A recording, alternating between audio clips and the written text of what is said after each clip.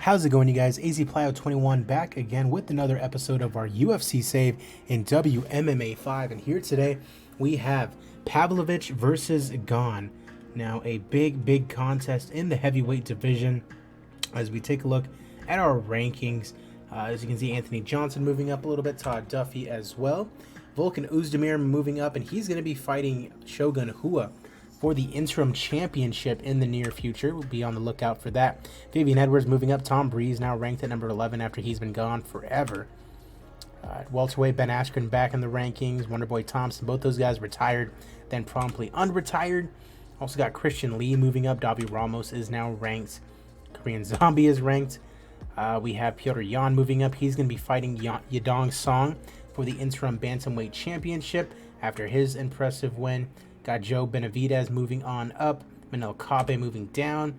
At featherweight, we've decided that we're going to have Cyborg fighting Nunes for the featherweight title because she's getting up there in age. I don't want to risk her retiring without getting, one last good fight out of her. At bantamweight, not much moving. Norma Dumont moves up a little bit. Maknat Kina probably next in line for the bantamweight title after Aspen Ladd. At flyweight, not much going on. At strawweight, Courtney Casey moves up a little bit.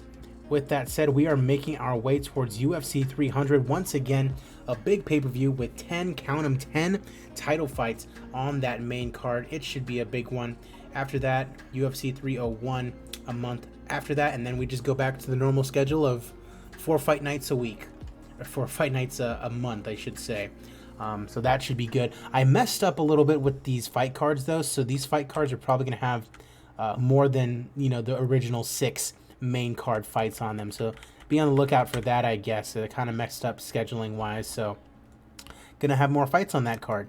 I don't want to spread myself out too thin the next couple of months that I'm booking because I'm worried that I might not be able to book a full month of cards just because I've been booking so many fight night cards. And then I'm going to have a buttload of extra fights on this one, and then I did 5 fight cards for that UFC 300 month.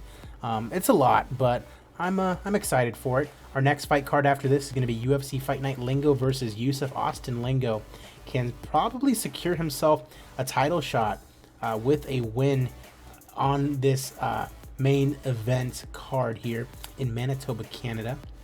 After that, we have Andrade versus Dern, Velasquez versus Blades. Should be a pretty good one. Let's go ahead and get started with this Pavlovich versus GANE. Show is taking place in Ontario. Let's go ahead and get it going. Starting, of course, with our prelims. Levon Goodman taking on Jake Hager. Levon Goodman 8-1 taking on Jake Hager, 41 years old, the AEW wrestler at 7-3-1.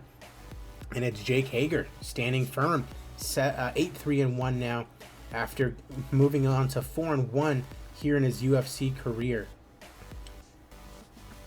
Khalil Roundtree taking on KB Bullar here in the light heavyweight division, and we have KB Bullar coming out on top via knockout in round number 2, now 5-3 in his UFC career. Chris Honeycutt taking on Carl Roberson here in the middleweight division, and we have Roberson getting the split decision over Honeycutt here. Average fight, not the best one it looks like, but I mean, this guy's got 17 fights in the UFC now. Big veteran. Sergey Kandojko taking on Chad Laprise in the welterweight division, and we have Sergey Kandojko getting a knockout win in round number 2. He's now 6-3 in his UFC career. Jordan Rinaldi taking on Evan Dunham here, I believe, in the lightweight division. Yep. Very even fight between these two. Evan Dunham getting up there in age, but he gets the unanimous decision win for his 15th UFC win. He's on a little bit of a winning streak too. Evan Dunham, get it going. And as I say, get it going, Evan Dunham decides to retire from active competition. So congrats to Evan Dunham going off on a high note, and best in luck to whatever he decides to do.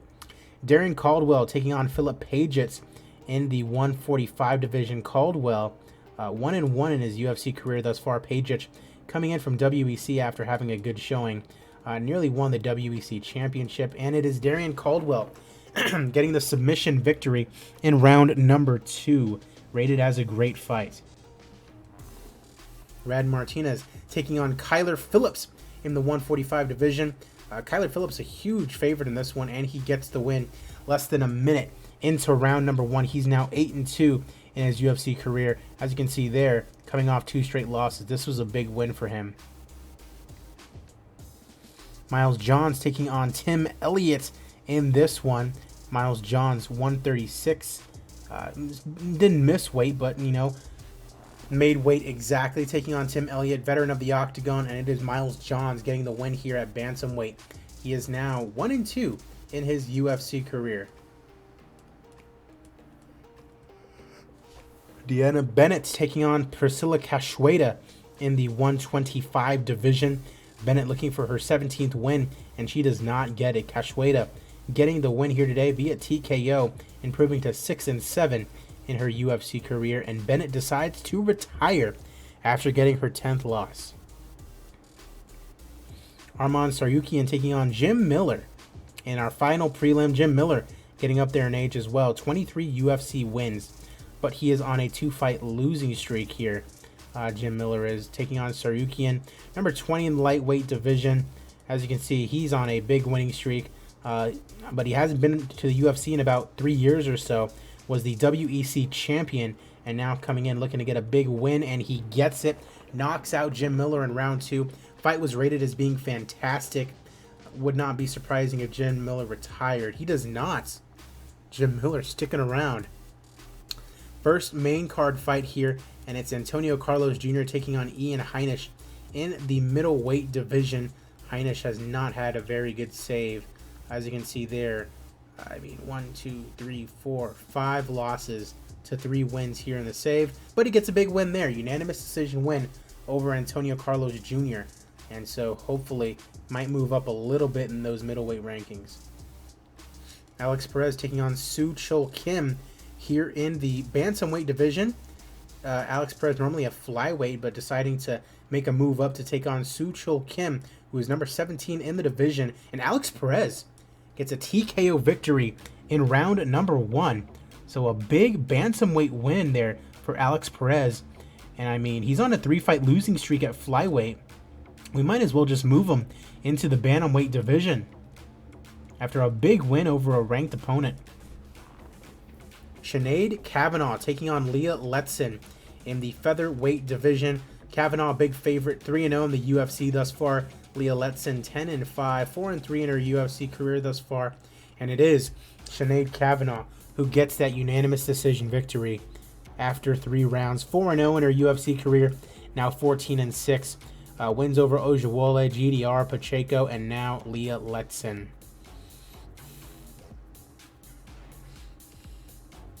Misha Cirkunov taking on Luke Rockhold here in the light heavyweight division. Luke Rockhold, 9-8 in his UFC career. It's been very, very tough for him. Cirkunov on the other end, coming off a loss to Dominic Reyes. That is not a very bad loss. Rockhold's probably at risk of retiring if he doesn't get a couple big wins here. Coming off a win over Ryan Bader, though, so that's always pretty good. He is the odds-on favorite. And Luke Rockhold gets a unanimous decision win over Misha Cirkunov. And he might enter the top 10 at light heavyweight with that win. Everyone that he's fought, that he's lost to, has been very impressive. So it makes sense that he would, get it back going. Luke Rockhold with the 20th win of his career. Tom Duquesnoy taking on Ronnie Yahya in our co-main event. Yahya, number 9 bantamweight in the world, coming off 2 straight wins. And then on the other side, you have Tom Duquesnoy, who is coming off that loss to Petr Yan. Might have been fighting for a title pretty soon had he won that fight. I believe he's been on hiatus or injured for a while, though. October 2023. No, so he hasn't really been injured or anything like that. Co-main events, the Frenchman looking to get a big win over Ronnie Yahya, and he gets it. Round 3 knockout for Tom Duquesnoy. And Duquesnoy is apparently a superstar. Sergey Pavlovich taking on CYRIL GANE in our main event. It is time for that. Pavlovich is 20-2 in his career, 8-2 in his UFC career. He has won 6 straight fights, the last one being over Junior Dos Santos. Pavlovich might be getting himself a title shot if he wins here tonight. CYRIL GANE taking on Pavlovich after coming off a win over Francis Ngannou. Before that, lost to Tai Tuivasa. GANE has not had a title fight in this save. I have down DeFries or Pavlovich to fight for a title, but I mean, GANE getting a win here, you can say that would be good enough for a title shot as well. We're going to have to just see, because DeFries is fighting pretty soon. That is Philip DeFries that I am talking about. They touch gloves, and we are underway with our main event of the evening as Pavlovich is coming forward. Pavlovich looking for that Sambo. CYRIL GANE. GANE going for a takedown. Interesting. GANE, of course, a big kickboxer. Pavlovich pulls guard after GANE gets a takedown. Scramble. Pulling guard. 2 minutes left to go. Passes to half guard. Minute left to go, and it looks like GANE's probably winning this round. Transition to full guard. Pavlovich pounding away. Fun round to watch, and apparently it went to GANE, but only slightly. GANE looking to grapple. I don't get that. He's a kickboxer. Counter jab. Right cross. Looking to force a striking exchange. GANE fires off a counter jab. Oh, he's out.